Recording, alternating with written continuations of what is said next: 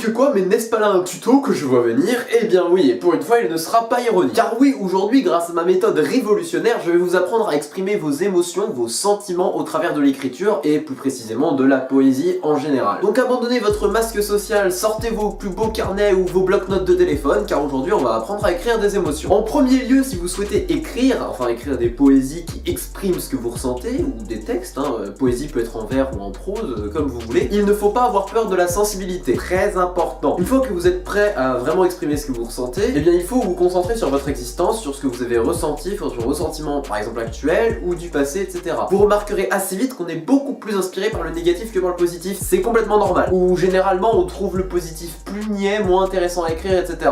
Ne vous inquiétez pas, je vous apprendrai à écrire du positif dans d'autres vidéos, car en plus écrire du positif ça demande beaucoup d'ouverture d'esprit et je doute que vous en soyez capable. Oui, c'était le tacle gratuit du jour. Premièrement, vous allez prendre un élément, un mot qui vous vient à l'esprit immédiatement. Comme je suis suisse et que je suis riche, je prends cette pièce. Cette pièce est donc l'élément que j'ai choisi. Le texte que je vais écrire s'appellera la pièce. Ensuite, une fois que vous avez ce mot, il faut faire appel à son passif culturel. Une pièce, qu'est-ce que ça évoque à part la richesse? Une pièce, ça évoque la notion de chance avec le pile ou face, ça évoque également la richesse, ou alors le fait qu'on n'ait pas assez d'argent, le sentiment de manque, la générosité, la notion de hasard, la dépendance à l'argent, l'utilisation qui en est faite, c'est-à-dire donner quelque chose pour recevoir quelque chose d'autre. D'ailleurs, vous pouvez aussi prendre l'argent en tant que valeur abstraite, et donc donner quelque chose d'abstrait pour recevoir quelque chose de concret. Et également la notion de dette, devoir quelque chose à quelqu'un. Vous prenez toutes ces évocations par rapport à la culture, les abstraites comme les concrètes, vous les gardez et maintenant vous allez piocher dans votre expérience de vie. Par exemple, pour la notion de manque, une fois t'étais devant un kebab et t'as pas pu te l'acheter parce que t'avais pas assez d'argent. Et tu as donc eu cette sensation de dèche, la notion d'insuffisance qu'on a évoquée prise précédemment. Et bien tu ne vas pas raconter ton expérience à ce kebab parce que, à part si ça a vraiment marqué un tournant dans ton existence, je pense pas que ce soit vraiment générateur de sentiments en toi. Néanmoins, tu vas garder cette expérience réelle comme point de comparaison. En partant de cette situation, tu sais que ce que tu veux exprimer, c'est la sensation de manque, de ne pas avoir assez pour avoir ce que tu veux. Comme un kebab n'est pas cher et donc accessible, tu n'as pas pu avoir ce que n'importe qui d'autre que toi aurait pu avoir. Ce quelque chose, donc le kebab en l'occurrence, mais le quelque chose que tu veux, dont tu veux parler, ne peut être obtenu qu'au travers d'une autre personne. Tu as donc une dépendance extérieure pour obtenir ce quelque chose et toi tu n'as pas su donner ce qu'il fallait en contrepartie. Tu sais désormais ce qu'il faut que tu ailles chercher dans tes ressentis, quelque chose que tout le monde a eu mais que toi tu n'as pas eu. Si tu as eu des relations difficiles avec tes parents, tu peux parler de l'amour parental, tu peux parler des amis, de tes relations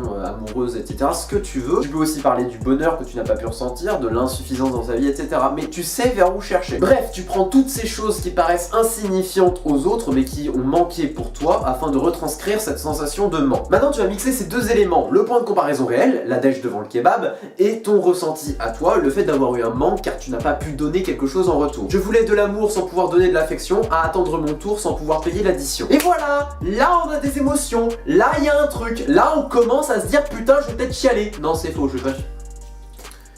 T'es con aussi. Et ce n'était là que la première étape, apprendre à retranscrire des émotions au travers d'un prisme de réalité, afin de créer des résonances émotionnelles. Si le premier vers est parfaitement compréhensible seul, le second vers place le ressenti dans un contexte bien plus perceptible vu qu'il est dans notre quotidien, vu qu'il est proche de nous. Maintenant que vous avez cette première technique d'expression des ressentis, il ne s'agit pas de se contenter de faire deux vers. Le but c'est quand même de faire un texte à peu près potable et long. Enfin long. Le but c'est quand même de faire un texte. Genre un poème en deux vers, moi j'appelle ça un truc Wattpad. Est-ce que tu veux être assimilé à quelqu'un de Wattpad? Non, je crois pas. Et ça tombe bien parce que je suis là. Vous vous souvenez du truc au début que je vous ai demandé de faire quand vous choisissiez l'élément principal, à savoir ici la pièce? Eh bien vous avez déroulé toutes les évocations possibles. Et bien c'est simple, écrivez sur toutes les évocations qui vous inspirent. Ou alors racontez une histoire. Par exemple, si vous avez eu une relation un peu foireuse, vous pouvez vous concentrer sur la notion de hasard de la pièce ainsi que sur la notion de donner et recevoir quelque chose de non équitable, avec une valeur bien moindre. Ou même la richesse que vous avez obtenue au détriment de l'autre, ou l'inverse, la richesse que l'autre a obtenue à votre préjudice. Bref, racontez cette histoire. C'est un choix assez simple à faire, hein. Histoire ou ressenti pur. Personnellement, je vous conseille de commencer par écrire des histoires parce que le déroulement sera bien plus linéaire et clair en vous que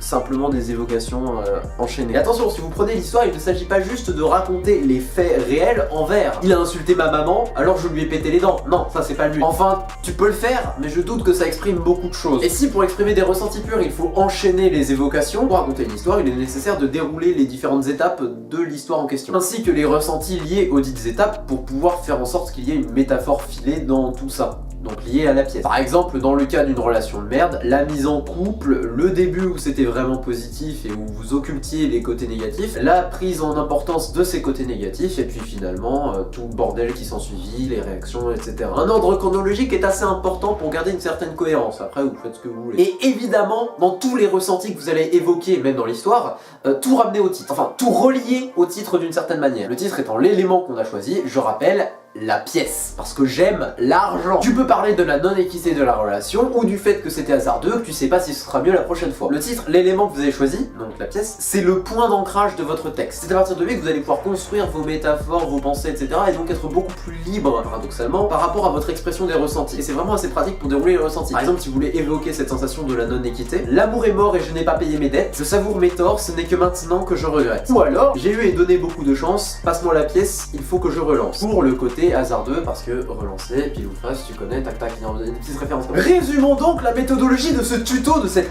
méthode impressionnante. Sélectionnez un élément inspirant, un mot en l'occurrence, à partir duquel vous pouvez dérouler moult ressentis et moult évocations. Voici quelques idées ici. Partez d'une des évocations possibles que vous avez trouvées pour dérouler un de vos ressentis personnels, donc un sentiment, une émotion, auquel vous allez ensuite trouver une illustration réelle à partir de cette évocation. Ensuite, combinez les deux et vous avez obtenu votre évocation, votre expression des sentiments. Pour la partie d'expression des ressentis, il n'y a pas de recette miracle. L'important n'est pas que ce soit bon, que ça corresponde à des codes ou autre. L'important est que cela vous plaise, que cela exprime ce que vous ressentez. La notion de beauté viendra après avec la pratique. Tu pourras trouver tes premiers textes magnifiques au moment où tu les écriras et 2 ans après les trouver complètement à chier. C'est normal, ça s'appelle l'évolution, ne t'inquiète. La plupart des ressentis que j'ai présentés dans cette vidéo, je les ai fait en exemple de 2 vers, mais la taille n'est réellement pas importante. Si vous avez un ressenti à exprimer en 2 vers comme en 30, c'est pas important. L'important c'est qu'au final cela exprime ce que vous avez à exprimer. Il est très important de ne pas passer par les autres, de ne pas penser